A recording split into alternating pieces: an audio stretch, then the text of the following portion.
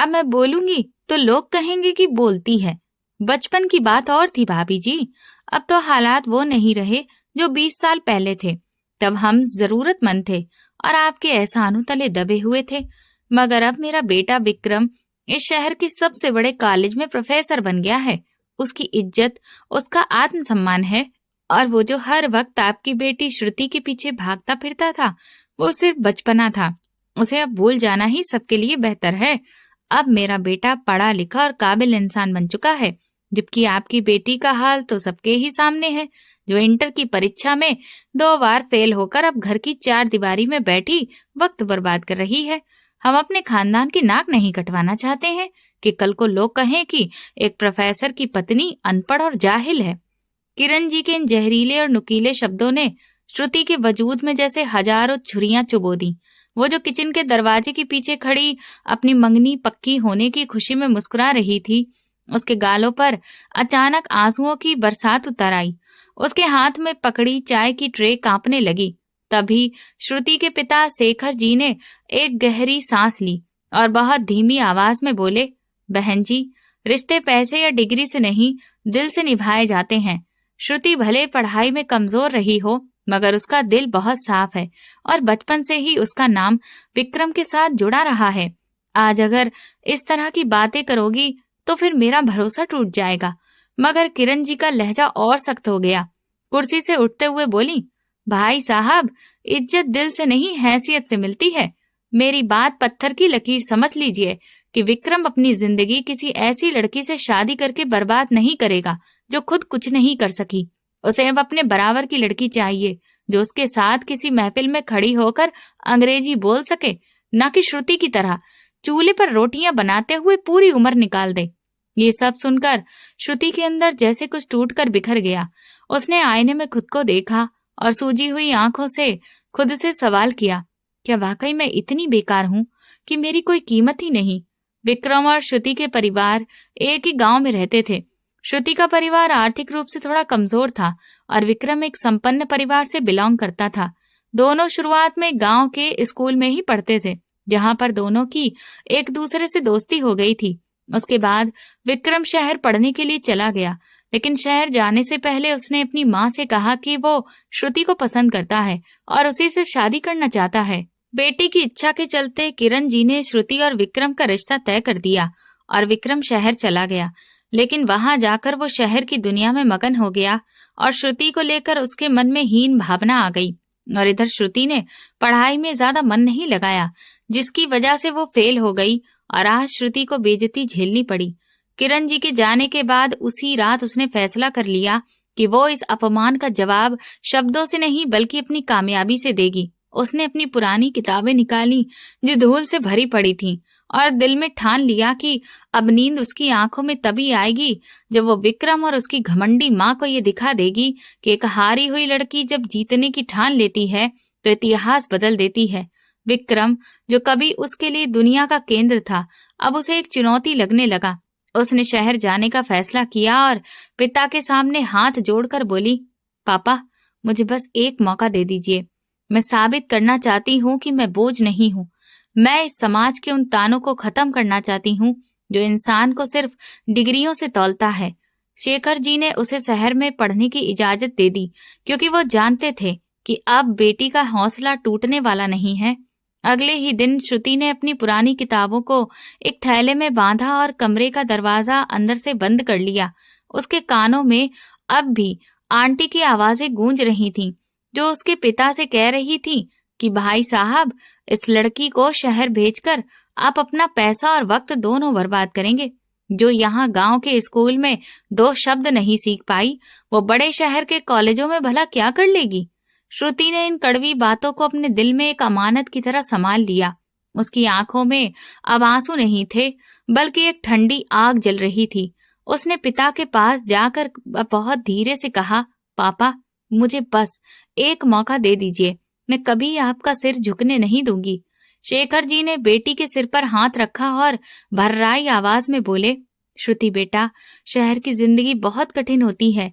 वहाँ कोई अपना नहीं होता और तुम तो कभी अकेले घर से बाहर भी नहीं निकली। ये सब कैसे करोगी? श्रुति ने पिता का हाथ थामकर जवाब दिया, जहां अपनों के शब्द इतने पराये हो जाएं, वहां शहर की अनजान दुनिया ज्यादा सुकून देती है। मुझे बस आपका आशीर्वाद चाहिए। मैं वहां अपनी पहचान बदलकर जाऊंगी, ताकि कोई मुझे वो नाकाम श्रुति ना कहे जो फेल हुई थी। अगले दिन वो अपने बैग में कुछ कपड़े, थोड़े सपने और ढेर सारी हिम्मत भरकर बस में जा बैठी। शहर पहुंचकर उसने एक छोटे से हॉस्टल में कमरा ले लिया, जहां की वार्डन रीता जी एक सख्त स्वभाव की महिला थीं। उन्होंने उसे ऊपर से नीचे तक देखते हुए पूछा, ए लड़की, तुम्हारा नाम क्या है और यहाँ किस मकसद से आई हो? श्रुति ने नजरें झुकाई और एक नया नाम चुनते हुए कहा, मेरा नाम नीलम है और मैं यहाँ सिर्फ पढ़ने आई हूँ। वार्डन रीता जी ने तंज भरी मुस्कान के साथ कहा, यहाँ सब यही कहकर आती हैं बेटी, मगर शहर की रोशनियां सब कुछ भुला देती है। नीलम ने हल्की तड़प के साथ जवाब दिया, आंटी, जिनके पीछे अंधेरे बहुत गहरे हों, उन्हें रोशनी से डर नहीं लगता। मुझे बस एक कोना दे दीजिए जहां मैं अपनी किताबें रख सकूं। इसके बाद उसकी लगातार चलने वाली संघर्ष भरी जिंदगी की शुरुआत हुई। जब नीलम ने कॉलेज में दाखिला लिया तो वहां की लड़कियां उसके सादे कपड़ों और खामोश रहने की आदत का मजाक उड़ाने लगीं। एक दिन एक अमीर घर की लड़की ने उसकी किताब छीन ली और हंसते हुए बोली, ए लड़की, तुम हर वक्त इन किताबों में ही क्यों घुसी रहती हो? क्या तुम्हें दुनिया की किसी और चीज से कोई मतलब नहीं? नीलम ने शांति से अपनी किताब वापस लेते हुए कहा, दिलचस्पी उसे होती है जिसके पास खोने को बहुत कुछ हो। मेरे पास तो सिर्फ पाने का रास्ता है और वो यही किताबें हैं। उसने अपनी पहचान इस तरह छुपा ली कि किसी को भनक तक नहीं लगी कि वो वही लड़की है जिसकी नाकामी के किस्से उसके गांव की गलियों में मशहूर थे। वो रात को हॉस्टल के किचन में काम करती ताकि अपनी फीस भर सके और दिन भर कॉलेज की लाइब्रेरी के एक कोने में बैठकर किताबों से दोस्ती करती रहती। एक रात उसकी रूममेट कीर्ति ने उससे पूछा, नीलम, तुम कभी घर फोन क्यों नहीं करती? क्या तुम्हें अपनी माँ की याद नहीं आती? नीलम खिड़की से बाहर अंधेरे को देखते हुए बोली, याद तो बहुत आती है कीर्ति, मगर अभी मेरी यादों पर कुछ लोगों की तौहीन का पहरा है। जब तक मैं उन तानों का जवाब अपनी कामयाबी से नहीं दे देती, तब तक मेरे लिए घर जाना मुमकिन नहीं। कीर्ति ने हैरानी से पूछा, क्या कोई किसी से इतनी नफरत भी कर सकता है? नीलम हल्की मुस्कान के साथ बोली, नफरत कमजोर लोग करते हैं, मजबूत लोग तौहीन करते हैं, और वही तौहीन आज मेरी सबसे बड़ी ताकत बन चुकी है। पढ़ाई के इस सफर में विक्रम का ख्याल अब उसके मन में एक पल के लिए भी नहीं आता था, क्योंकि वो समझ चुकी थी कि विक्रम की मोहब्बत सिर्फ एक बचपना था जिसकी कीमत उसे अपनी इज्जत और आत्मसम्मान से चुकानी पड़ी थी। एक दिन कॉलेज के प्रोफेसर क्लास में आए और बोले, हमारी क्लास में एक ऐसी छात्रा है जिसने सारे रिकॉर्ड तोड़ दिए हैं। नीलम, तुम स्टेज पर आकर सबको बताओ कि तुम्हारी इस कामयाबी का राज क्या है। नीलम जब खड़ी हुई तो उसकी आंखों के सामने अपने गांव का वही आंगन घूम गया जहां उसे नालायक कहकर ठुकराया गया था। उसने माइक पर बस इतना कहा, मेरी कामयाबी का राज वो दर्द है जो मुझे ऐसे इंसान ने दिया था जिसे मैं अपना समझती थी। मैंने ये सीखा कि इंसान का हुलिया बदलना आसान है, लेकिन अपनी आत्मा को मजबूत बनाना सबसे मुश्किल काम है। उसी दौरान उसे एक नामी यूनिवर्सिटी से आगे की पढ़ाई के लिए स्कॉलरशिप का ऑफर मिला तो उसकी आंखों से पहली बार खुशी के आंसू निकले। उसने उसी रात अपने पापा शेखर जी को चिट्ठी लिखी, पापा, अब आपका सिर गर्व से ऊंचा होने वाला है। मैंने वो कर दिखाया है जिसका सपना मैंने उस रात देखा था जब अपनों ने हम पर अपने दरवाजे बंद कर दिए थे। शहर की उस भीड़ में वो अब एक गुमनाम लड़की नहीं रही थी, बल्कि एक असरदार पहचान बनने के सफर पर निकल चुकी थी। और अब उसे ना तो किसी विक्रम की जरूरत थी और ना ही किसी आंटी के सहारे की। उसके लहजे में अब आत्मसम्मान की मजबूती थी और बातों में वो ठहराव आ गया था जो सिर्फ उन्हीं लोगों में होता है जो मुश्किलों की आग से होकर गुजरते हैं। उसने अपनी मेहनत के दम पर सिविल सर्विस की परीक्षा की तैयारी शुरू की और दिन रात एक कर दिए। जब लोग चैन की नींद सोते थे वो जाग कर पढ़ती थी। जब लोग घूमने निकलते थे वो फाइलों और किताबों के ढेर में डूबी रहती थी। उसका हर गुजरता दिन उसे उस मंजिल के और करीब ले जा रहा था जहां उसे किसी से बदला नहीं लेना था, बल्कि अपनी ऊंचाई से जवाब देना था। अब वो श्रुति नहीं रही थी जिसे कोई भी बात कहकर रुला देता था। अब वो नीलम बन चुकी थी, जिसकी आवाज में फैसला करने की ताकत थी और जिसके कदमों के नीचे कामयाबी की जमीन खुद ब खुद बिछती जा रही थी। उसका ये खामोश सफर अब एक ऐसी कहानी बन चुका था जो आने वाली पीढ़ियों के लिए मिसाल बनने वाली थी। वो अक्सर अकेले में खुद से कहती थी, देखो विक्रम, जिस घमंड में तुम प्रोफेसर बनकर घूमते थे, आज मैंने उसी घमंड की नींव हिला दी है।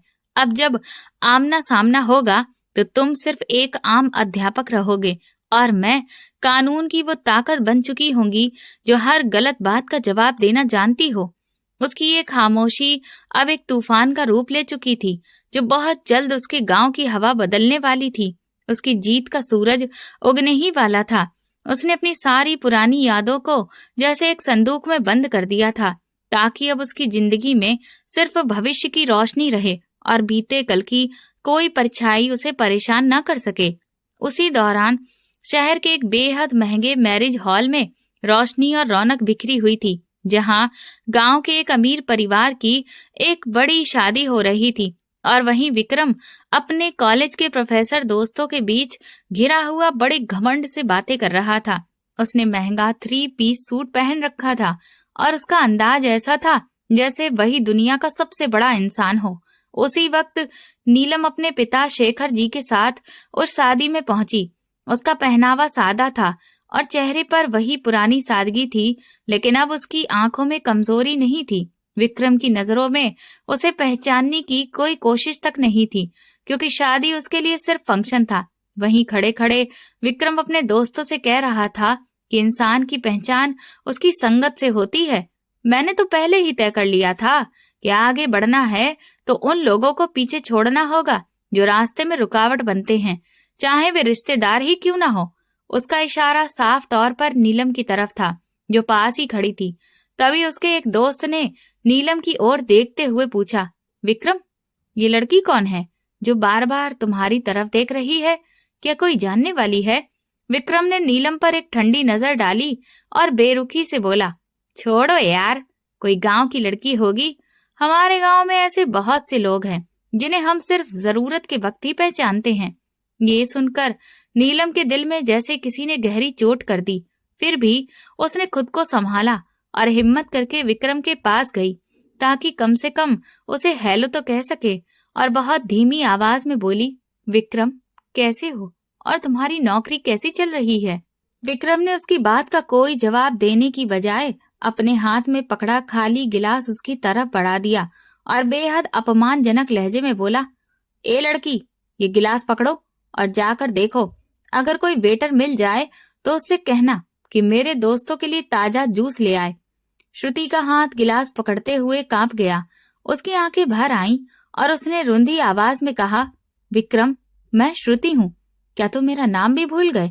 विक्रम ने जोर से ठहाका लगाया और अपने दोस्तों की तरफ देखते हुए बोला, सुना तुम लोगों ने? ये अब भी वही पुरानी यादें लेकर घूम रही हैं। अरे मैडम, अब मैं शहर का जाना माना प्रोफेसर हूँ। मेरे पास इतना फालतू वक्त नहीं कि मैं तुम्हारे जैसी अनपढ़ और नाकाम लोगों के नाम याद रखूं। तुम लोगों से तो इंटर की किताबें पूरी नहीं होती और मैं यहाँ पीएचडी के पेपर लिख रहा हूँ। हमारे बीच अब इतनी दूरी आ चुकी है जिसे तुम कभी पार नहीं कर पाओगी। उसके दोस्त उसकी बातों पर हंसने लगे और एक दोस्त ने मजाक में कहा, प्रोफेसर साहब, लगता है आपका अतीत आपका पीछा नहीं छोड़ रहा। विक्रम ने तिरछी नजर से श्रुति को देखा और बोला, मेरा अतीत तो बहुत पहले खत्म हो चुका है। ये तो बस एक बोझ है जिसे मजबूरी में कभी कभी देखना पड़ता है। तुम यहाँ से जाओ और अपने पिता के पास बैठकर खाना खाओ। यहाँ पढ़े लिखे लोगों की महफिल है। तुम्हारा यहाँ खड़ा होना भी मुझे अजीब लग रहा है। श्रुति ने वो गिलास धीरे से मेज पर रखा और बिना कुछ कहे पलट गई। उसके कानों में विक्रम के शब्द हथौड़े की तरह गूंज रहे थे कि तुम एक बोझ हो। विक्रम फिर से अपनी बातों में डूब गया और एक पल के लिए भी पीछे मुड़कर नहीं देखा कि उसने अपनी बचपन की साथी की आत्मा को कितनी गहरी चोट पहुंचाई है। वो दोस्तों से कह रहा था कि मैंने अपनी माँ से साफ कह दिया है कि मेरे लिए ऐसी लड़की ढूंढें जो कम से कम गोल्ड मेडलिस्ट हो, क्योंकि एक प्रोफेसर की पत्नी को भी प्रोफेसर जैसी ही दिखना चाहिए। दूर खड़ी श्रुति ये सब सुन रही थी। उसने अपने आंसू पोंछे और दिल में ठान लिया कि आज के बाद विक्रम का नाम उसके लिए सिर्फ एक सबक होगा। उसे साफ महसूस हो गया था कि विक्रम का घमंड उसे अंधा कर चुका है और वो अब किसी रिश्ते की कदर नहीं समझता। उसी वक्त विक्रम की माँ किरण जी भी वहां आ गईं और श्रुति को तिरस्कार भरी नजरों से देखते हुए बोली, देख लिया श्रुति, मेरा बेटा आज किस मुकाम पर है। अब वो तुम्हारे जैसी लड़कियों को गिलास पकड़ाने के लायक भी नहीं समझता। इसीलिए बेहतर है अपनी औकात में रहो और हमारे घर के सपने देखना छोड़ दो। श्रुति ने किरण जी की बात का कोई जवाब नहीं दिया और चुपचाप हॉल से बाहर निकल आई। अब उसे पूरा यकीन हो गया था कि विक्रम की जिंदगी से निकल जाना ही उसकी सबसे बड़ी जीत है। उसी रात नीलम यानी कि श्रुति ने अपनी डायरी में लिखा, विक्रम शुक्रिया, तुमने मुझे बोझ कहकर मेरी जिंदगी का सबसे बड़ा रास्ता दिखा दिया। अब मैं तुम्हें अपनी कामयाबी का वो नजारा दिखाऊंगी कि जब तुम मेरी तरफ देखोगे तो तुम्हारा घमंड खुद टूट जाएगा। उस रात दीवारों से टकराते अपमान के शब्दों ने श्रुति को और मजबूत बना दिया था। वो कमजोर लड़की नहीं रही थी जिसे किसी सहारे की जरूरत हो। अब वो खुद अपना सहारा बनने के लिए पूरी तरह तैयार थी, जिसे विक्रम ने बोझ समझकर अपनी जिंदगी से निकाल दिया था। उसे ये अंदाजा भी नहीं था कि वही बोझ एक दिन उसके पूरे करियर के लिए सबसे बड़ी चुनौती बनकर सामने आएगा। विक्रम का दिखावटी ज्ञान और उसका बनावटी रुतबा उस रात अपने चरम पर था, मगर उसे जरा भी अंदाजा नहीं था कि कर्मों का पहिया घूम चुका है और बहुत जल्द उसे एक एक बात का हिसाब देना होगा। हर उस ताने का, हर उस अपमान का जो उसने श्रुति की पढ़ाई और उसकी गरीबी पर कसा था। शहर की उस ठंडी रात में श्रुति ने अपने पिता शेखर जी का हाथ थामकर बहुत दृढ़ आवाज में कहा, पापा, अब मैं यहाँ से तब तक वापस नहीं लौटूंगी जब तक खुद को साबित ना कर दूं। शेखर जी ने बेटी की आंखों में वो निश्चय देख लिया था जो बड़े से बड़ा पहाड़ भी चीर दे। उधर विक्रम अपने घमंड की दुनिया में खोया रहा, जबकि इधर श्रुति ने अपने आंसुओं को स्याही बनाकर अपनी किस्मत की नई कहानी लिखनी शुरू कर दी थी। एक ऐसी कहानी जिसमें विक्रम जैसे किरदारों के हिस्से में सिर्फ पछतावा आने वाला था। विक्रम के दोस्त उसकी सफलता के कसीदे पढ़ रहे थे और वो कुर्सी पर फैलकर इस तरह बैठा था जैसे उसने पूरी दुनिया जीत ली हो। लेकिन उसे क्या पता था कि असली जीत उस लड़की की होने वाली है जिसे उसने एक गिलास पकड़ाने लायक भी नहीं समझा था। वक्त का हर गुजरता पल अब विक्रम के पतन और श्रुति की सफलता की तरफ बढ़ रहा था। हॉस्टल के उस छोटे और घुटन भरे कमरे में नीलम ने अपनी जिंदगी के नए अध्याय की शुरुआत कर दी थी, जहां रात के 2 बजे भी वो टेबल लैंप की हल्की रोशनी में फाइलें फैलाए बैठी रहती थी। उसकी रूममेट कीर्ति ने कई बार करवट बदलकर उसे देखा और आखिर नींद से उठकर बैठ गई। जमाई लेते हुए कीर्ति बोली, नीलम, तुम खुद को बीमार कर लोगी। आखिर ये कौन सा इम्तिहान है जिसके लिए तुमने अपनी नींद और सुकून सब बर्बाद कर दिए हैं? क्या जिंदगी में थोड़ी राहत भी जरूरी नहीं होती? नीलम ने थकी हुई आंखें मसलते हुए गहरी सांस ली और बोली, कीर्ति, राहत उनका हक होती है जिनके पास खोने के लिए कुछ होता है। मैं तो अपनी पहचान की तलाश में निकली हूँ। मुझे अपनी नींद बेचकर वो सपने खरीदने हैं जो लोगों ने मुझसे छीन लिए थे। कीर्ति ने उसकी मेज पर रखी किताबों के ढेर को देखकर हैरानी से पूछा, लेकिन तुमने घर वालों को ये क्यों नहीं बताया कि तुम्हें इस साल की सबसे बड़ी मेरिट स्कॉलरशिप मिल चुकी है? तुम्हारे पापा तो खुशी से झूम उठेंगे। फिर तुम खुद को इतनी छुपी हुई जिंदगी में क्यों रखे हुए हो? रिश्तेदारों को अपनी पढ़ाई और कामयाबी क्यों नहीं बताती? कुछ पल की गहरी खामोशी के बाद नीलम बोली, अभी वक्त नहीं आया कीर्ति। अगर मैंने अभी सब बता दिया तो मेरी आंटी किरण जी फिर कोई नया तमाशा खड़ा कर देंगी। उन्हें लगता है कि मैं यहाँ कोई मामूली काम कर रही हूँ या बस वक्त बर्बाद कर रही हूँ। उन्हें ऐसा ही सोचने दो, क्योंकि जब खामोशी से बड़ी कामयाबी दस्तक देती है तो उसका शोर पूरी दुनिया सुनती है। उसी वक्त उसके फोन पर उसके पिता शेखर जी की कॉल आ गई। नीलम ने अपनी आवाज संभाली और फोन कान से लगाया। उधर पिता शेखर जी की आवाज में गहरी चिंता थी। उन्होंने पूछा, बेटा नीलम, वहां सब ठीक से चल रहा है ना? सुना है शहर में बहुत महंगाई है। अगर पैसों की दिक्कत हो तो बता देना, मैं अपनी जमीन का थोड़ा सा हिस्सा बेच दूंगा, मगर तू अपनी पढ़ाई अधूरी मत छोड़ना। ये सुनते ही नीलम की आंखें भर आईं, लेकिन उसने खुद को संभालते हुए मजबूत आवाज में कहा, नहीं पापा, मुझे पैसों की कोई जरूरत नहीं है। मैं यहाँ हॉस्टल के किचन में काम करती हूँ, उसी से मेरा गुजारा अच्छे से हो जाता है। आप बस अपनी सेहत का ध्यान रखिए। शेखर जी ने अफसोस भरे स्वर में कहा, बेटा, काश मैं तुम्हें विक्रम जैसे प्रोफेसर की तरह किसी बड़े कॉलेज में पढ़ा पाता, मगर मेरी हैसियत सीमित है। नीलम हल्की मुस्कान के साथ बोली, पापा, प्रोफेसर होना सिर्फ एक पद होता है, असली ऊंचाई इंसान अपने चरित्र से पाता है। आप चिंता मत कीजिए, मैं आपको वो मुकाम दिखाऊंगी जो किसी प्रोफेसर के सपनों में भी नहीं होता। फोन रखते ही नीलम फिर से अपनी फाइलों में डूब गई। उसने अपने पिता को ये नहीं बताया था कि वो किस चीज की तैयारी कर रही है। उसने अपनी सिविल सर्विस की तैयारी को बिल्कुल एक गुप्त मिशन की तरह जारी रखा। उसका जीवन अब किसी जासूस जैसा हो गया था। वो कॉलेज जाती तो कैंटीन में बैठने की बजाय सीधे लाइब्रेरी के सबसे कोने वाले हिस्से में चली जाती, जहां पुरानी और धूल भरी किताबें रखी होती थीं। एक दिन कॉलेज के प्रिंसिपल ने उसे अपने दफ्तर में बुलाया और कहा, नीलम, हमें गर्व है कि तुमने राष्ट्रीय स्तर की प्रतियोगिता में पहला स्थान हासिल किया है और अब तुम्हें सरकार की तरफ से विशेष स्कॉलरशिप दी जा रही है। क्या तुम चाहती हो कि तुम्हारे परिवार को इस कार्यक्रम में बुलाया जाए? नीलम ने बेहद आदर से सिर झुकाकर कहा, सर, माफ कीजिए, लेकिन मैं चाहती हूँ कि मेरी ये सफलता अभी गुप्त ही रहे। मैं नहीं चाहती कि मेरे गांव में किसी को पता चले कि मैं यहाँ क्या कर रही हूँ। प्रिंसिपल ने हैरानी से पूछा, ऐसा क्यों बेटा? सफलता तो बांटने से और बढ़ती है। नीलम ने शांत लेकिन दृढ़ स्वर में जवाब दिया, सर, कुछ जख्म ऐसे होते हैं जिनका इलाज सिर्फ पूरी जीत से होता है, और मेरी जीत अभी अधूरी है। जिस दिन मैं उस कुर्सी पर बैठूंगी जहां से इंसाफ का फैसला होता है, उस दिन मैं खुद दुनिया को बताऊंगी कि वही नालायक समझी जाने वाली लड़की ने ये सब कर दिखाया। इस पूरे संघर्ष में कीर्ति ही उसकी एकमात्र सच्ची दोस्त थी। कीर्ति अक्सर उससे कहती थी, नीलम, जब तुम किसी से बात करती हो तो तुम्हारे शब्दों में एक अजीब सी धार होती है, जैसे कि तुम किसी से बदला ले रही हो। तब नीलम हल्के से मुस्कुराकर जवाब देती, नहीं कीर्ति, ये बदला नहीं था, बल्कि उन तानों का जवाब था जो उसे विरासत में मिले थे। उसने दिन रात एक कर दिए। वो मुश्किल से 2-2 घंटे सोती और बाकी वक्त किताबों और हालात से जुड़े विषयों को पढ़ने में लगा देती।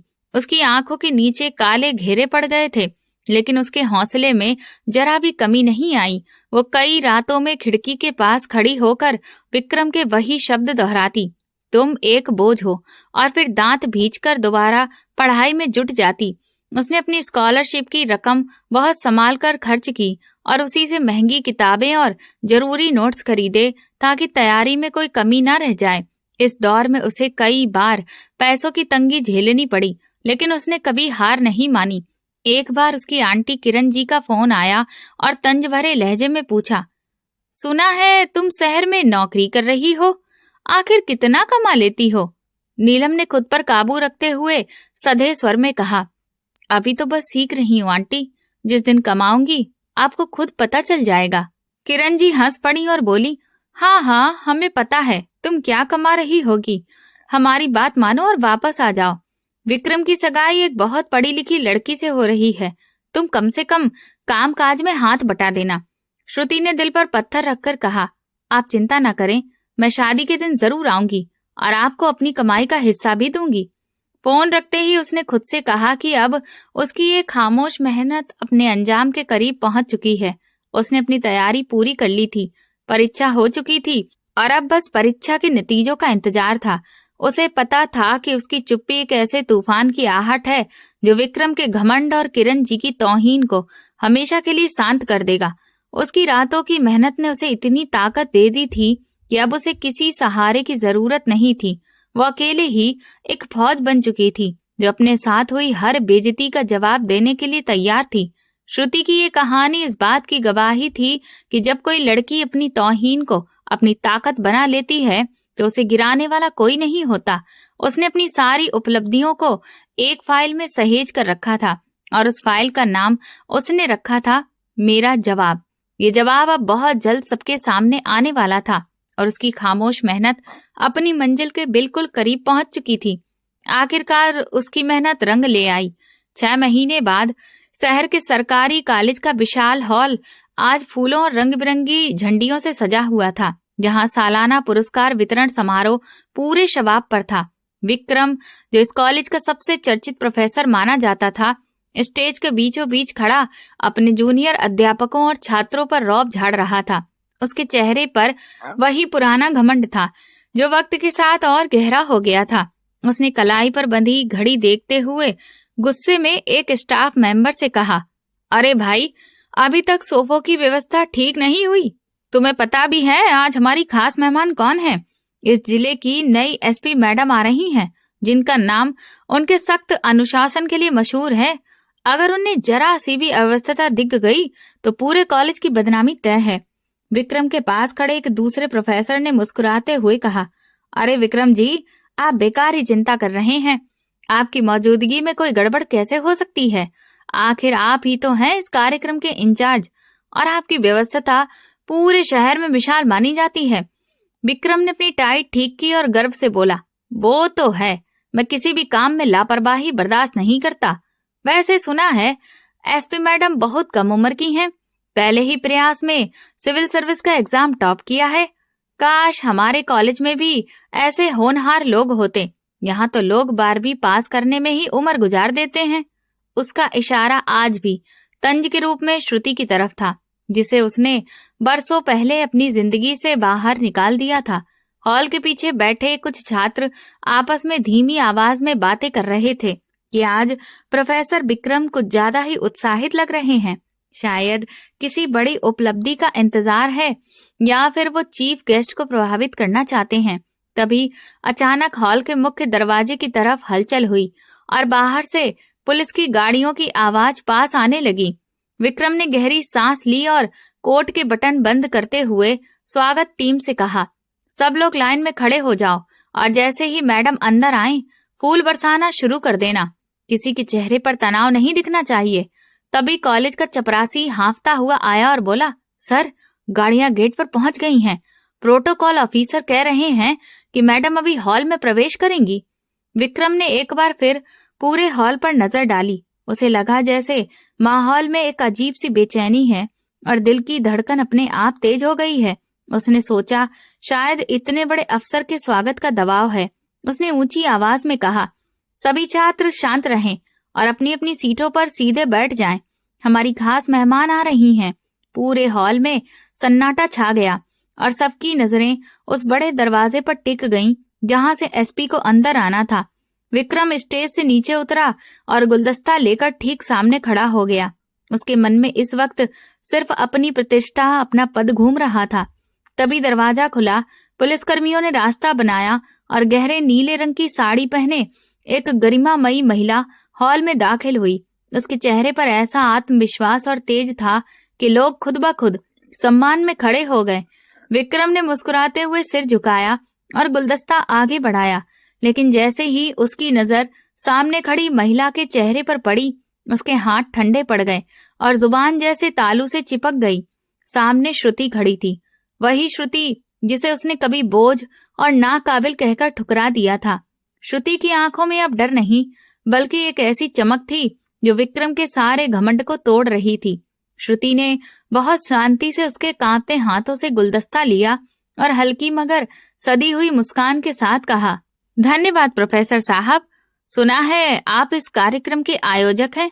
उम्मीद है यहाँ का अनुशासन भी वैसा ही होगा जैसा आप हमेशा बोलते आए हैं। विक्रम के गले में जैसे कुछ अटक गया और वो चाहकर भी एक शब्द नहीं बोल पाया।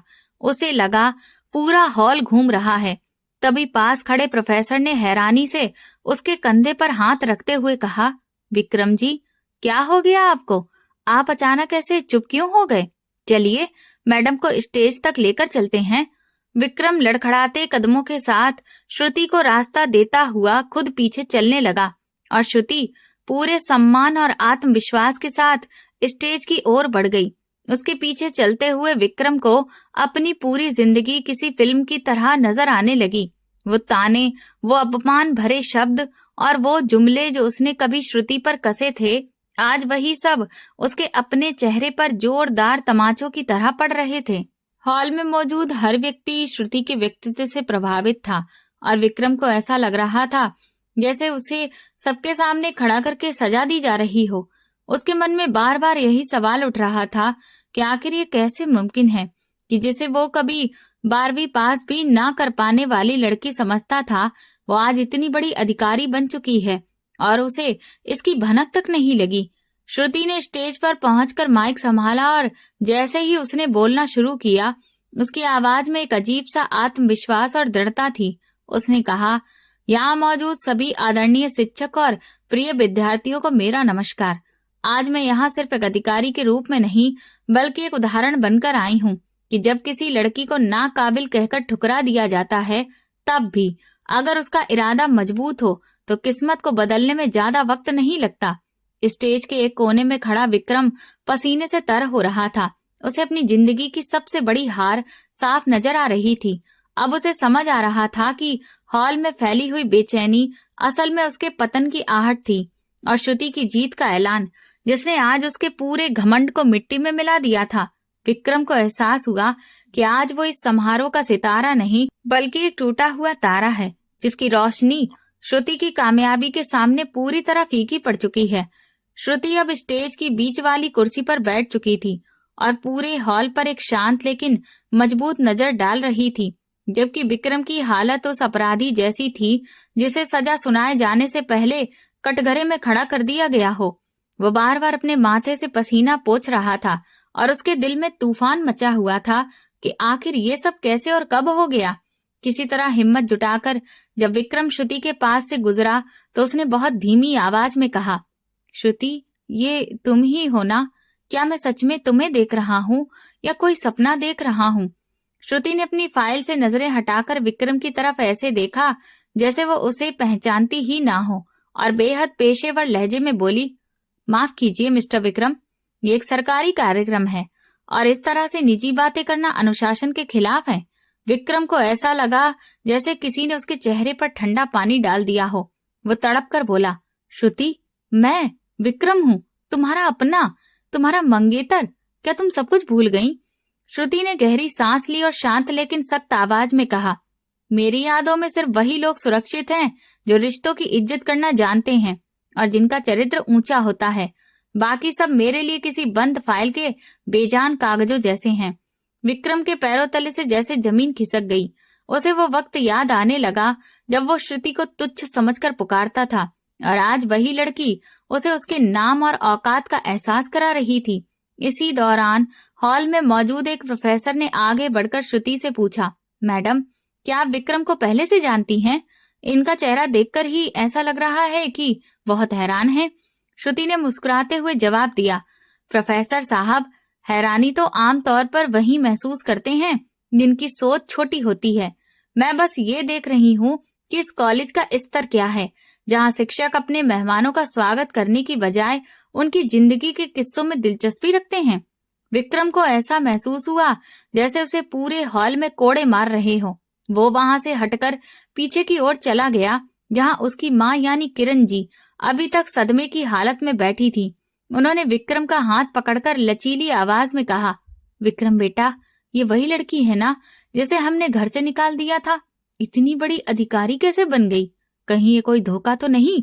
विक्रम ने अपनी माँ का हाथ झटकते हुए गुस्से से कहा, अम्मा, अब इन बातों का कोई फायदा नहीं है। आपकी इस जुबान ने मेरा तो सब कुछ ही बर्बाद कर दिया है। आज जो कुर्सी पर बैठी है, वहां तक पहुंचने के लिए उसने कितना सफर किया है ये मैं नहीं जानता, मगर उसकी आंखों की सर्दी बता रही है कि उसने हम सबको अपने दिल से निकाल फेंका है और हिचकिचाई भी नहीं है। उन्होंने कहा, मैं अभी जाकर उससे मिलूंगी और उसे कहूंगी कि ये सब बस एक मजाक था। विक्रम ने तल्ख लहजे में जोड़ा, अम्मा, वो मजाक नहीं था, वो सब तो बेइज्जती थी और अब वही बेइज्जती हमें हमारी आंखों के सामने लौट कर दिख रही है। श्रुति ने स्टेज से ऐलान किया कि वो चाहती हैं कि विक्रम स्टेज पर आएं और आज के टॉपर्स को पुरस्कार दें। विक्रम बोझिल कदमों के साथ स्टेज पर आया तो श्रुति ने शॉल उसकी तरफ बढ़ाई और कान में बहुत धीरे से कहा, विक्रम साहब, ये पुरस्कार उन बच्चों के लिए है जो मेहनत करते हैं। काश आपने अपनी डिग्री के साथ थोड़ी इंसानियत भी पढ़ी होती तो आज आपको यूं नजरें चुराकर इनाम बांटने की नौबत नहीं आती। विक्रम पुरस्कार थामते हुए लड़खड़ाया। उसे लगा कि श्रुति उसे सबके सामने बेनकाब कर रही है। उसने एक बार फिर कोशिश की कि श्रुति को भावुक कर सके। बोला, श्रुति, मैं जानता हूँ कि मुझसे गलती हुई। मेरी माँ ने जो कहा वो गलत था। मैं तुम्हें ढूंढता रहा। श्रुति ने जोरदार आवाज में जवाब दिया, जो सिर्फ विक्रम को सुनाई दी। झूठ बोलने के लिए भी अकल चाहिए होती है। आप मुझे नहीं बल्कि अपने अहंकार को ढूंढ रहे हैं, जो आज मेरे जूते तले दब चुका है। विक्रम वहां से भाग जाना चाहता था, मगर वो प्रोटोकॉल की जंजीरों में बंधा हुआ था। श्रुति ने पूरे फंक्शन में विक्रम को एक मामूली कर्मचारी की तरह ट्रीट किया। कभी उसे फाइल लाने को कहती, कभी स्टेज की लाइट चेक करने का आदेश देती। विक्रम के दोस्त, जो पहले उसके रुतबे के कसीदे पढ़ते थे, अब आपस में हंसते हुए कह रहे थे, देख यार, प्रोफेसर साहब की तो आज हवा ही निकल गई। ये मैडम तो इन्हें 1 मिनट का चैन ही नहीं दे रही। विक्रम को अपनी जिंदगी का ये सबसे लंबा और अपमानजनक दिन लग रहा था। उसे बार बार वो मंजर याद आ रहा था जब उसने कभी श्रुति को शादी हॉल में पानी का गिलास पकड़ाया था, और आज वही श्रुति उसे फाइलों के ढेर में उलझाकर अपनी ताकत का एहसास दिला रही थी। फंक्शन के अंत में श्रुति ने भाषण दिया और कहा, जिंदगी में कभी किसी को उसकी कमजोरी का ताना मत देना, क्योंकि वक्त के पास एक ऐसा तराजू है जो पल भर में राजा को रंक और रंक को राजा बना देता है। फिर उसने विक्रम की तरफ देखकर खास तौर पर कहा, कुछ लोग प्रोफेसर बनकर भी अनपढ़ रह जाते हैं और कुछ लोग नालायक कहलाकर भी पूरी दुनिया पर राज कर लेते हैं। विक्रम का सिर शर्म से झुक गया और वो एक शब्द भी नहीं बोल सका। श्रुति अपनी गाड़ी की तरफ बढ़ गई और विक्रम बस खड़ा उसे दूर जाते हुए देखता रहा। उसे एहसास हुआ कि उसने एक हीरा खो दिया है और अब उसके पास सिर्फ पछतावे की राख बची है। किरण जी श्रुति की गाड़ी के पीछे दौड़ी और बोली, बेटा एक बात तो सुनती जाओ। मगर श्रुति ने शीशा चढ़ा लिया और ड्राइवर से कहा, चलो चलो यहाँ से, मेरा काम खत्म हुआ। उस रात विक्रम घर लौटा तो उसका सारा घमंड टूट चुका था और उसे समझ आ गया कि जब इंसान का मन छोटा हो तो बड़ी से बड़ी डिग्री भी इज्जत नहीं दिला सकती। श्रुति की शक्ति ने विक्रम के अंदर के प्रोफेसर को मार दिया था और अब वहां सिर्फ एक पछताया हुआ इंसान बचा था, जो अपनी ही नजरों में गिर चुका था। अगले दिन सूरज पूरी तरह निकला भी नहीं था कि किरण जी ने अपने सबसे अच्छे रेशमी कपड़े निकाले और विक्रम को जबरदस्ती तैयार करके श्रुति के सरकारी गेस्ट हाउस के पास ले आईं। उनके हाथ में मिठाई का बड़ा डिब्बा था और चेहरे पर ऐसी बनावटी मुस्कान थी जैसे कि वो बरसों से श्रुति की कामयाबी चाह रही हो।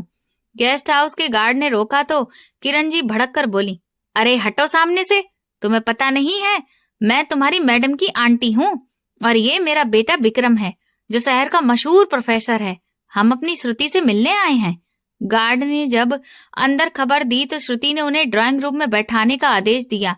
कुछ मिनट के बाद जब श्रुति वहां आई तो उसके कदमों में ऐसा आत्मविश्वास था कि किरण जी खुद ब खुद खड़ी हो गईं और आगे बढ़कर उसे छूने की कोशिश करने लगी। श्रुति ने बड़े सलीके से एक कदम पीछे हटकर सोफे पर बैठते हुए कहा, बैठिए किरण जी, बताइए मिठाई किस खुशी में लाई हैं? क्या कहीं शादी की तारीख तय हो गई है? किरण जी तुरंत मिठाई का डिब्बा मेज पर रखते हुए बनावटी मिठास से बोली, अरे नहीं श्रुति, मैं तो कल रात से खुशी के मारे सो ही नहीं सकी कि मेरी श्रुति इतनी बड़ी अफसर बन गई है। मैं तो विक्रम से यही कह रही थी कि देख, तेरी श्रुति ने पूरे खानदान का नाम रोशन कर दिया।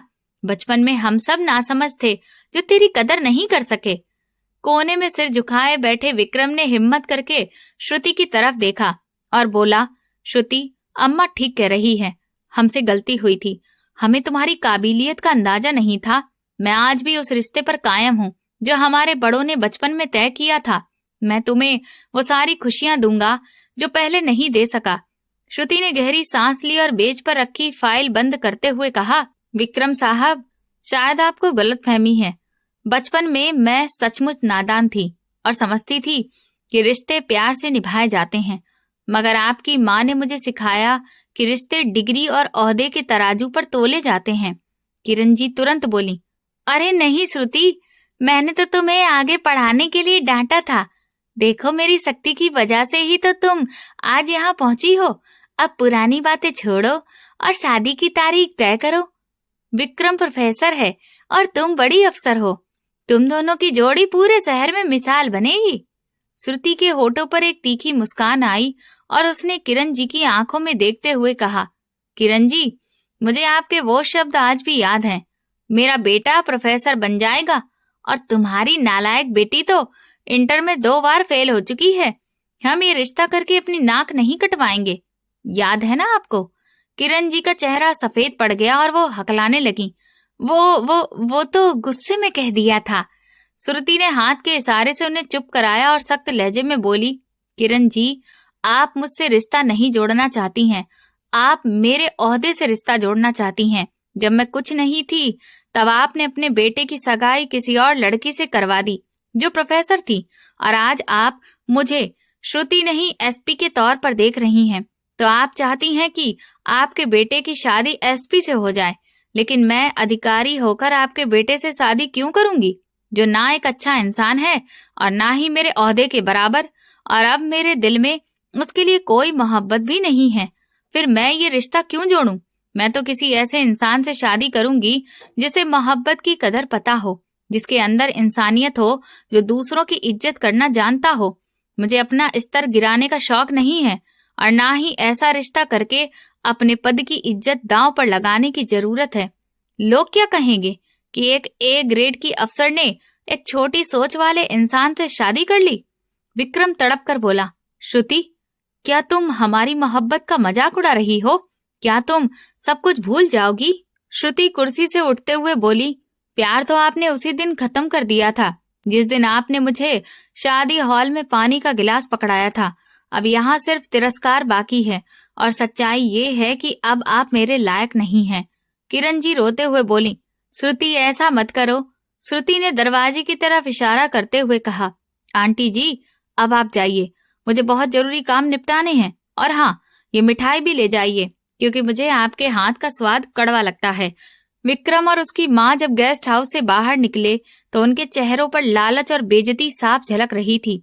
श्रुति ने खिड़की से उन्हें जाते देखा और एक लंबी सांस ली। उसे लगा जैसे आज उसके सीने से वो बोझ उतर गया हो जो बरसों से उसे चैन से जीने नहीं देता था।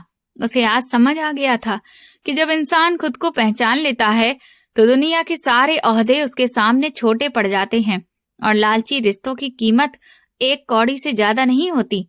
अगले दिन श्रुति अपने दफ्तर की बड़ी मेज पर फैली फाइलों को बहुत ध्यान से देख रही थी, जिनमें कॉलेज के फंड और परीक्षा के पेपर बेचने से जुड़े गंभीर खुलासे दर्ज थे। उसने सामने खड़े इंस्पेक्टर से पूछा, क्या तुम इस बात को पक्के तौर पर मानते हो कि प्रोफेसर विक्रम इन सारी गड़बड़ियों में मुख्य आरोपी है?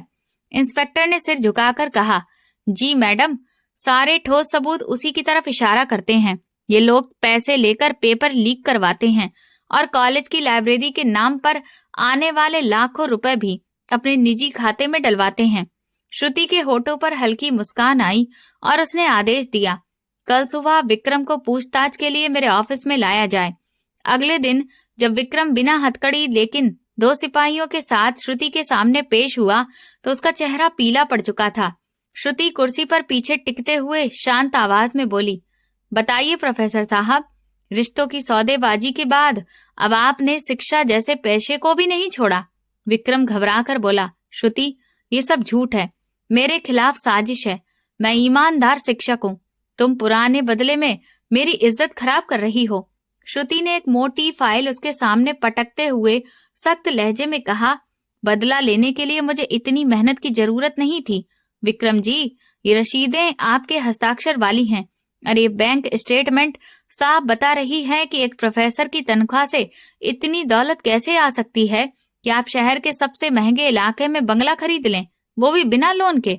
विक्रम की जुबान लड़खड़ा गई और वो कुर्सी पर ढेर हो गया। रोते हुए बोला, श्रुति, मुझे माफ कर दो।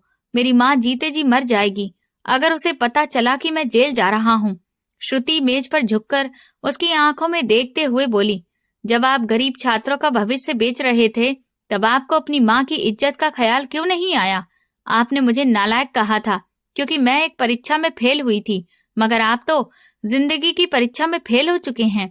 आपकी सारी होशियारी रेत की दीवार साबित हुई। विक्रम हाथ जोड़कर बोला, मैं सब कुछ वापस कर दूंगा, बस आप ये केस आगे मत बढ़ाइए, मैं आपके पैर पड़ता हूँ। श्रुति ने नफरत से मुंह फेरते हुए कहा, कानून के पैर नहीं होते प्रोफेसर साहब, उसके हाथ होते हैं, जो अब आपके गिरे बांध तक पहुंच चुके हैं। जिस घमंड पर आपने मुझे बोझ समझा था, आज वही घमंड आपकी करतूतों के नीचे दबकर टूट रहा है। उसी पल विक्रम को अपनी औकात का सही अंदाजा हुआ जब श्रुति ने फोन उठाकर आदेश दिया कि इस आरोपी को हवालात भेज दिया जाए। विक्रम की चीखें और गिड़गिड़ाहट श्रुति के दफ्तर की दीवारों से टकराकर लौट रही थी, मगर श्रुति का दिल पत्थर का बन चुका था, क्योंकि वो जानती थी कि ऐसे लोग समाज के लिए जहर होते हैं। उसने साबित कर दिया कि सच्ची कामयाबी सिर्फ पद में नहीं, ईमानदारी में होती है, और ये अंजाम उन सबके लिए सबक था जो दूसरों को नीचा दिखाकर खुद को बहुत बड़ा समझते हैं। श्रुति खिड़की से बाहर देखते हुए सोच रही थी कि आज उसके पिता की इज्जत सच में लौट आई है, क्योंकि सच ने झूठ को बेनकाब कर दिया था और डिग्रियों के पीछे छुपा चेहरा दुनिया के सामने आ चुका था। रात की चादर पूरे शहर पर फैल चुकी थी। सरकारी गेस्ट हाउस के बगीचे में पीली लाइट के नीचे विक्रम एक परछाई की तरह श्रुति का इंतजार कर रहा था। जब श्रुति अपनी सरकारी व्यस्तताओं से लौटकर गाड़ी से उतरी तो उसकी नजर उस टूटे हुए इंसान पर पड़ी। विक्रम कांपती आवाज में बोला, श्रुति, क्या 1 मिनट रुक सकती हो? श्रुति ने अपने सुरक्षा कर्मियों को पीछे रहने का इशारा किया और सख्त लहजे में कहा, प्रोफेसर साहब, इस वक्त आपका यहाँ होना कानून के खिलाफ है। क्या आपको अभी भी अपनी हालत का अंदाजा नहीं है? विक्रम आंखों से आंसू पोंछते हुए बोला, मुझे जितनी सजा देनी है दे दो, मुझे जेल भेज दो, मेरी सारी संपत्ति ले लो, मगर मेरी आंखों से अपने लिए वो नफरत हटा दो जो मुझे अंदर से जला रही है। मैं मानता हूँ मैं बहुत घटिया इंसान साबित हुआ। मैंने तुम्हारे प्यार की कदर नहीं की और घमंड को अपना सब कुछ बना लिया। मुझे माफ कर दो श्रुति, मैं वही विक्रम हूँ जो कभी तुम्हारे लिए तितलियां पकड़ा करता था। श्रुति ने गहरी सांस ली, आसमान की तरफ देखा और कड़वी मुस्कान के साथ बोली, विक्रम, माफी मांगना कितना आसान है। क्या तुम्हें वो रात याद है जब तुम्हारी माँ ने मेरे पिता का अपमान किया था और तुम चुपचाप खड़े मुस्कुरा रहे थे? क्या तुम्हें याद है जब मैंने शहर आने के लिए बस का किराया जुटाने को अपनी माँ का आखिरी गहना बेच दिया था? विक्रम सिसकते हुए बोला, श्रुति, मैं अंधा हो गया था। मेरी डिग्रियों ने मुझे अंधा कर दिया था। मैं समझता था कि तुम नालायक हो। श्रुति ने उसकी बात काटते हुए शांत स्वर में कहा, नालायक मैं नहीं थी, नालायक तुम्हारी सोच थी जिसने एक रिश्ते को सिर्फ डिग्रियों के तराजू पर तोला। तुम आज मेरी आंखों में आंसू देखकर समझते हो कि मैं कमजोर पड़ जाऊंगी? श्रुति ने सख्त आवाज में कहा, जिंदगी सिर्फ जुदाई के आंसुओं से नहीं चलती, बल्कि उस खून पसीने की मेहनत से बनती है जो मैंने इन 5 सालों में की है। जब तुम एयर कंडीशनर कमरों में बैठकर मेरे फेल होने के किस्से सुनाते थे, तब मैं शहर की सड़कों पर ठोकरें खा रही थी। मैंने भूख सही है, मैंने लोगों की कड़वी बातें सुनी हैं और अपनी आत्मा को मारकर ये मुकाम हासिल किया है। विक्रम तड़प कर बोला, मैं तुम्हारे हर जख्म का मुआवजा दूंगा, बस एक बार कह दो कि तुम मुझे माफ कर देती हो। श्रुति पीछे हटते हुए बोली, विक्रम, मैं सिर्फ इंसाफ करूंगी। तुमने जो जुर्म किया है उसकी सजा तुम्हें भुगतनी होगी, और कुछ जख्म ऐसे होते हैं जो भर भी जाएं तो उनकी निशानी इंसान को जिंदगी भर याद दिलाती रहती है कि किसके साथ चलना है और किसे पीछे छोड़ना है। विक्रम रोते हुए बोला, क्या तुम्हें मुझ पर जरा भी तरस नहीं आता? श्रुति ने कहा, तरस कमजोरों पर खाया जाता है, और तुम इतने कमजोर हो चुके हो कि तुम पर तरस खाना भी वक्त की बर्बादी है। मुझे याद है जब तुमने मुझे पानी का गिलास पकड़ाया था और तुमने मुझे अपमान से देखा था। आज वही गिलास टूट चुका है और उसके टुकड़े तुम्हारी किस्मत में चुभ रहे हैं। विक्रम ने सिर झुका लिया और बोला, तुम बदल गई हो श्रुति, तुम वो नहीं रही। श्रुति ने आखिरी बार उसकी तरफ देखकर कहा, हाँ, मैं बदल गई हूँ, क्योंकि मुझे बदलने वाला कोई और नहीं, तुम खुद थे। तुम्हारी ठोकरों ने मुझे वो रास्ता दिखाया जिस पर चलकर मैं आज इस मुकाम पर हूँ जहाँ से तुम मुझे बहुत छोटे नजर आते हो। अब यहाँ से चले जाओ और कल अदालत में पेश होने की तैयारी करो, क्योंकि मेरी कलम अब किसी की तरफदारी नहीं, सिर्फ सच लिखेगी। विक्रम अंधेरे में खोता चला गया और श्रुति वहीं खड़ी अपनी उस कामयाबी की सच्चाई को महसूस करती रही जो उसे बहुत बड़ी कीमत चुकाकर ही मिली थी। उस रात चांदनी में श्रुति का चेहरा चट्टान की तरह मजबूत दिख रहा था, जबकि विक्रम का झुका हुआ सिर उसे एक जिंदा लाश बना चुका था। अगले दिन अदालत की कार्रवाई शुरू होने से कुछ मिनट पहले श्रुति ने विक्रम को अपने निजी केबिन में बुलाया। कमरे की खामोशी उसके दिल की धड़कनों से भी भारी थी। विक्रम कुर्सी के किनारे बैठा अपने कांपते हाथ छुपाने की कोशिश कर रहा था। तभी श्रुति ने मेज पर रखी उसकी गिरफ्तारी की फाइल उठाकर गंभीरता से कहा, विक्रम, क्या तुम्हें लगता है कि मैंने ये सब सिर्फ इसलिए किया क्योंकि तुमने मेरा दिल तोड़ा था? कांपती आवाज में उसने जवाब दिया, श्रुति, मैं जानता हूँ मैंने बहुत गलत किया। तुम जो भी करोगी वो तुम्हारा हक है। श्रुति ने ठंडी सांस लेकर फाइल बंद की और कहा, अगर ये सिर्फ मेरा निजी बदला होता तो मैं उसी दिन तुम्हें सड़क पर बेइज्जत कर देती जिस दिन मैं इस शहर में आई थी। लेकिन मेरा मकसद उससे कहीं बड़ा था। मैंने ये सब उन सैकड़ों लड़कियों के लिए किया है जिन्हें तुम जैसे लोग सिर्फ एक डिग्री ना होने की वजह से नालायक कह देते हो और उनके सपनों का गला घोट देते हो। जब तुम किसी को अनपढ़ कहते हो तो तुम सिर्फ उसे नहीं बल्कि उसकी पूरी आने वाली पीढ़ी को निराशा में धकेल देते हो। मैंने खुद को इसलिए बदला ताकि मैं उन लड़कियों की आवाज बन सकूं जिन्हें समाज कमजोर समझता है। विक्रम ने शर्म से सिर झुका लिया और बोला, मुझे जो सजा देनी है दे दो, मगर इस नफरत से मुझे मत मारो। श्रुति ने फाइल उसकी तरफ बढ़ाते हुए कहा, विक्रम, इन कागजात में तुम्हारे खिलाफ इतने सबूत हैं कि तुम्हारी पूरी जिंदगी सलाखों के पीछे गुजर सकती है, मगर आज मैं तुम्हें गिरफ्तार नहीं कर रही हूँ। विक्रम ने हैरानी से आंखें उठाकर पूछा, क्या तुम मुझे माफ कर रही हो? श्रुति ने कड़वी मुस्कान के साथ जवाब दिया, नहीं विक्रम, मैं तुम्हें गिरफ्तार नहीं कर रही बल्कि तुम्हें ऐसी जेल में डाल रही हूँ जहाँ से कोई रिहा नहीं हो सकता, और वो जेल है तुम्हारा अपना जमीर। मैं तुम्हें तुम्हारे जमीर के हवाले करती हूँ। जब भी तुम आईने में अपना चेहरा देखोगे तुम्हें वो सारे बच्चे याद आएंगे जिनके हक पर तुमने डाका डाला था, और वो श्रुति याद आएगी जिसे तुमने पैरों तले रौंद दिया था। तुम्हारी सबसे बड़ी सजा ये होगी कि तुम आजाद होकर भी एक अपराधी की तरह जियोगे, और ये बोझ तुम्हें कभी चैन से नहीं जीने देगा। विक्रम की आंखों से आंसू बहने लगे। वो भारी आवाज में बोला, श्रुति, तुमने मुझे माफ न करके मुझे जीते जी मार दिया है। काश तुम मुझे जेल भेज देती तो शायद मेरा बोझ हल्का हो जाता।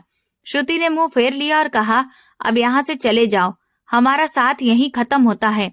इस बात के 2 दिन बाद पूरे शहर में खबर फैल गई कि प्रोफेसर विक्रम ने अपने पद से इस्तीफा दे दिया है और गुमनामी की जिंदगी जीने कहीं दूर चला गया है।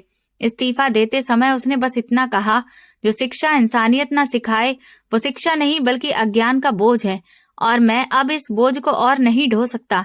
श्रुति अपनी सरकारी गाड़ी में नए मिशन की तरफ जा रही थी। रास्ते में उसे किरण जी खड़ी दिखी, जिन्होंने हाथ जोड़कर माफी मांगनी चाही, मगर श्रुति ने शीशा नीचे नहीं किया और नजरें सड़क पर टिकाए रखी। उसे महसूस हुआ कि बदला पूरा हो चुका है, मगर दिल में खुशी नहीं बल्कि एक सुकून था जो बता रहा था कि रिश्ते बराबरी से नहीं सोच से निभते हैं। उसने ड्राइवर से कहा, गाड़ी तेज चलाओ, मुझे अभी बहुत सी नालायक कही जाने वाली लड़कियों के सपनों को सच करना है। नीलम अब अपनी मंजिल की ओर बढ़ रही थी और पीछे छूट चुका अतीत वक्त की धूल बन चुका था। श्रुति की गाड़ी हाईवे पर दौड़ती हुई आगे बढ़ रही थी। उसने एक बार पीछे मुड़कर अपने अतीत की तरफ देखा और मुस्कुराकर खुद से कहा, बचपन की बातें अलग थीं। अब मैं वो श्रुति हूँ जिसने अपनी हारी हुई बाजी को मेहनत से जीत में बदल दिया है, और मेरी कहानी हर उस इंसान के लिए मिसाल बनेगी जो दूसरों को छोटा समझकर खुद को बड़ा बनाने की कोशिश करता है। अगले दिन श्रुति अपने गांव पहुंची, जहां सभी ने उसका स्वागत किया। श्रुति के माँ बाप का कद गर्व से और ऊंचा हो गया था। श्रुति अपने माँ बाप को लेकर शहर आ गई थी और अब वे भी उसी के साथ रहने लगे थे। श्रुति ने तय कर लिया था कि अब वो किसी ऐसे इंसान को ही अपना जीवन साथी बनाएगी जो अच्छा इंसान हो और अमीर गरीब पढ़े लिखे या कम पढ़े लिखे हर इंसान की इज्जत करना जानता हो, जो उसकी मोहब्बत और मेहनत की कदर करे। कहानी का ये अंत सबके लिए सीख था, क्योंकि श्रुति ने किसी से बदला नहीं लिया बल्कि खुद को उस मुकाम पर खड़ा किया जहां उसे किसी की मंजूरी की जरूरत नहीं थी।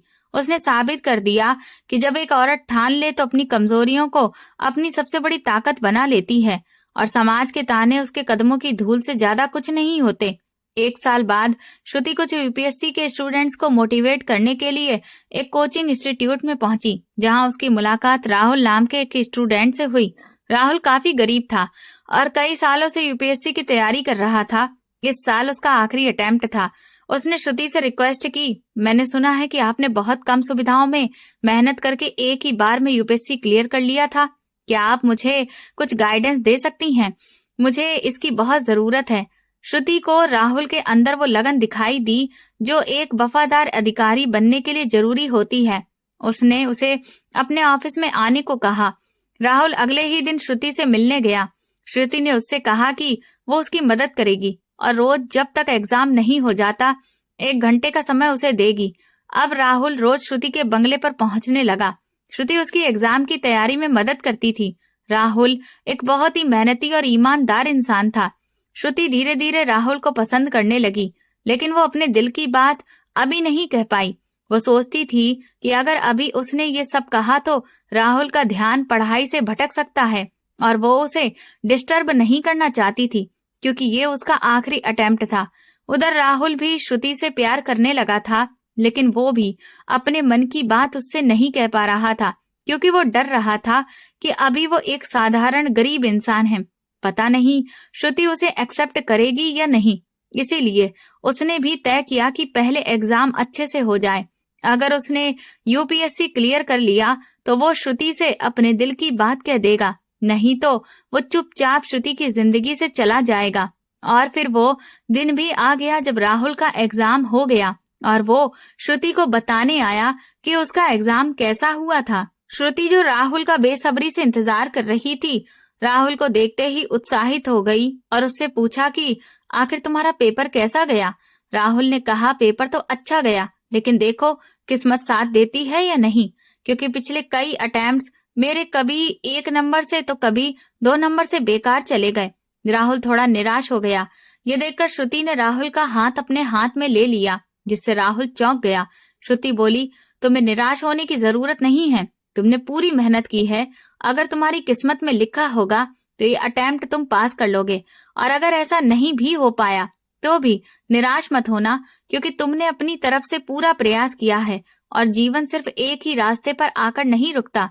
अगर एक रास्ता बंद होता है तो दूसरे सारे रास्ते खोलने पड़ते हैं और जिंदगी में आगे बढ़ना पड़ता है। श्रुति की बातों ने राहुल को बहुत हिम्मत दी। इसके बाद श्रुति ने तय किया कि वो आज अपने मन की बात राहुल से कहेगी और उसने राहुल से कहा कि राहुल, मैं तुमसे आज कुछ कहना चाहती हूँ। जरूरी नहीं है कि तुम उसका जवाब अभी ही दो, जो तुम्हारा दिल कहे वही जवाब देना। राहुल खामोशी से श्रुति की आंखों में देखता रहा और मन ही मन सोचने लगा कि अगर वो पास नहीं हुआ तो कहीं श्रुति को ना देना पड़े। लेकिन श्रुति के मुंह से निकले शब्द सीधे राहुल के दिल तक पहुंच गए। श्रुति ने कहा कि राहुल, मैं तुम्हें पसंद करती हूँ, क्या तुम मेरे जीवन साथी बनना चाहोगे? ये सुनकर राहुल को यकीन नहीं हुआ कि एक एसपी एक स्ट्रगलर से अपने प्यार का इजहार कर रही है। राहुल ने कहा, श्रुति, पसंद तो मैं भी तुम्हें करता हूँ, लेकिन कभी अपने मन की बात नहीं कह पाया, क्योंकि अभी मैं तुम्हारे लायक नहीं हूँ। ये सुनते ही श्रुति ने राहुल के मुंह पर हाथ रख दिया और बोली, कोई भी इंसान किसी के लायक सिर्फ किसी पद या ओहदे पर पहुंचने से नहीं होता। एक अच्छा जीवन साथी बनने के लिए अच्छा इंसान होना जरूरी है, और तुम एक अच्छे इंसान हो, ये मुझे पता है। तुम मेहनती हो और जो मेहनत करना जानते हैं वो जिंदगी में कुछ न कुछ तो कर ही लेते हैं। तुम अगर यूपीएससी क्लियर कर लोगे तो भी तुम मेरे लायक हो, और अगर नहीं करोगे तो भी तुम मेरे लायक हो, क्योंकि तुम जिंदगी की पढ़ाई में पास हो चुके हो और तुम्हारे संस्कार, तुम्हारी इंसानियत और मोहब्बत को समझने की काबिलियत मेरे लिए सबसे बड़ी बात है। राहुल ने श्रुति को गले से लगा लिया और कहा, तुम्हारे इस हौसले ने मेरे लड़खड़ाते कदमों को मजबूती दे दी है, और अब मैं जिंदगी की लड़ाई में कभी हार नहीं मानूंगा। तुम सच कहती हो कि जो मेहनत करना जानते हैं वो हार नहीं मानते, और किसी अच्छे इंसान की इंसानियत को पहचानने के लिए सामने वाले इंसान का भी अच्छा दिल होना जरूरी है, और तुम बहुत साफ दिल की इंसान हो। तभी तो इतने बड़े पद पर होने के बावजूद तुमने एक साधारण से संघर्षरत इंसान को सिर्फ उसकी इंसानियत और मेहनत के कारण अपने लायक समझा। तुमने पैसों से ज्यादा प्यार को महत्व दिया, जो आज की दुनिया में बहुत कम लोग करते हैं। मैं खुद को खुशनसीब मानता हूँ कि तुमने मुझे अपना जीवन साथी चुना। और 1 महीने के बाद यूपीएससी का रिजल्ट आया, जिसमें राहुल अच्छे अंकों के साथ पास हो गया। उसकी रैंक भी काफी अच्छी आई। अब सिर्फ इंटरव्यू बाकी था, लेकिन उससे पहले ही श्रुति ने राहुल के साथ धूमधाम से सगाई कर ली और इंटरव्यू की तैयारी में भी उसकी पूरी मदद की। अंततः राहुल का डीएम के पद पर चयन हो गया और देश को श्रुति और राहुल के रूप में 2 वफादार अधिकारी मिले और 2 सच्चे दिल एक रिश्ते में बंध गए। धूमधाम से श्रुति और राहुल की शादी हुई और दोनों की जिंदगी खुशियों से भर गई। दोस्तों, हर इंसान के लिए इंसानियत बहुत जरूरी है। जीवन के किसी भी दौर में इंसान को अपने अंदर की इंसानियत मरने नहीं देनी चाहिए। और पढ़ाई हर इंसान के लिए जरूरी है, क्योंकि ये आत्मसम्मान को मजबूत करती है और समाज में पहचान दिलाती है। इसलिए अपनी पढ़ाई को महत्व दें और अपने जीवन को बेहतर बनाएं। आपको ये कहानी कैसी लगी और आप किस शहर से ये कहानी सुन रहे हैं, हमें कमेंट सेक्शन में जरूर बताएं।